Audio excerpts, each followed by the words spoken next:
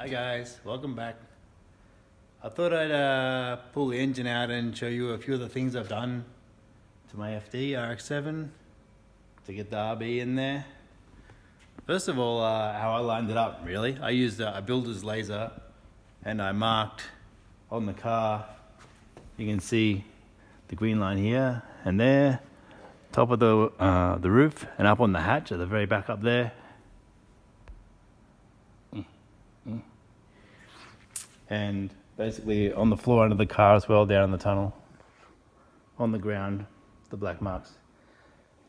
And I shot the laser from the front and the back, lined it up through the crank, and that's how I got the motor straight with the car. So, and then I built the engine mounts. After the motor was sitting, I blocked it up on bits of wood and steel, and then got it sitting where I wanted, got the angle right. I put an angle meter on the chassis rail, and then I set the angle meter through the top of the head to get the angle of the motor right. And then after it was sitting where I wanted it, straight and on the right angle, and on the right tilt, because RBs are on a 12-degree angle for some reason.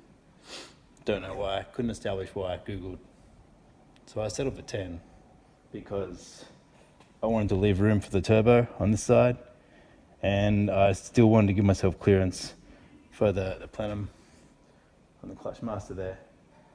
But yeah, so, and you can see here I've notched the firewall. That's for the on the back of the RB they put the drain in the back because of the oil issues with the RBs. They pump a lot of oil up, so to get the oil out of the head they put an extra oil drain in there.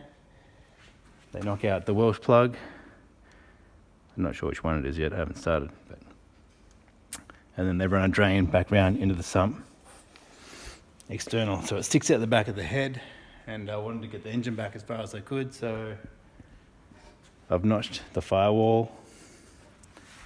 I asked the relevant scrutineering parties if I could do that. They said it's fine as long as the engine doesn't go back past the firewall.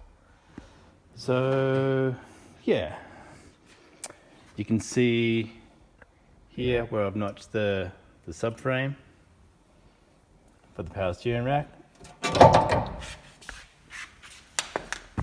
Oops, sorry. 25 mil, dropped it down, and at the end of the power steering rack, fitted the GK Tech offset spacers to raise the tie rod end back up to the right height so I don't get bump steer. And I had to also notch, obviously, where the uni joint is for the steering shaft. I had to notch it there for clearance. But that's about all I had to do to the subframe. So I've got to pull that out now and paint it. Yeah. Let's see if we go inside the car. I'll show you.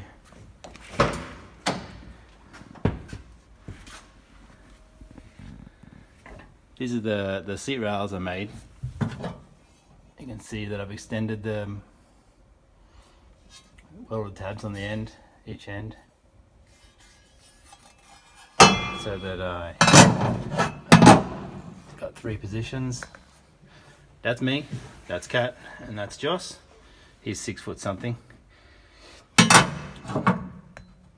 So I just bolted on, and I extended the tabs so that I could easily bolt the rails in and move the seat while the seat's attached to the actual rails. That way I can just slide it back. If someone wants to jump in and have a drive, we can easily move the seat without too much effort. 5mm by 40mm plate. I've welded the nuts on the bottom and welded it to the top and stitched it in everywhere, stitched in the rails everywhere. It's all solid. You can see I've welded in over there the harness mount there in the factory. Oh no, I've stitched in the one on the side as well. I thought I was going to use the factory one, but I didn't. There you go. Passenger side, I've stitched in all the mounts. You can see I've removed all the tabs off the tubs. It's quite a lot of work removing all the sound editing and stuff. You can see I filled all the holes in the passenger footwell.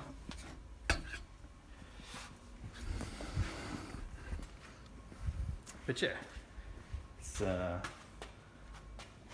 quite a bit to do. Started bending up the sump last night. This is a, I got this from Super Cheap. It was like $60, this bender. And it's just not bad.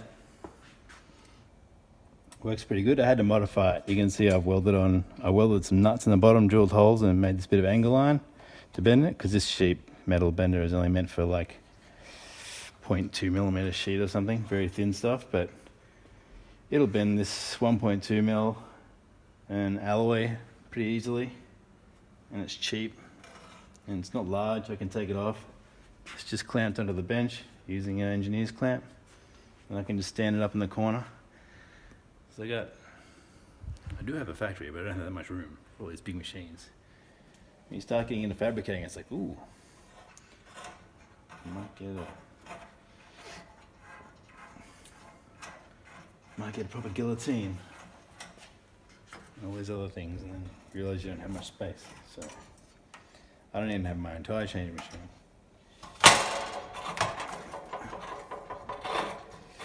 Cheers. So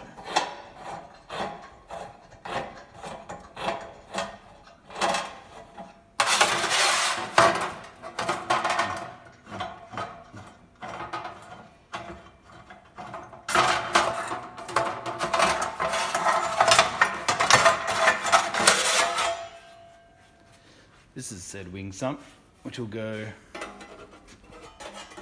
on here. I'll have to shape the wings, cut the wings, cut the shape around there. And I'll weld it on around and then just fill the end.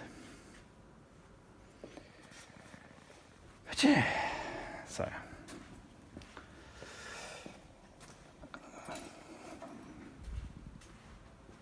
There you go. The engine mounts, a bit of a masterpiece. S13 caster rods with urethane bushes. Welded a 6mm plate on the block. I've got to finish welding those and paint them up. But figured they should be pretty strong.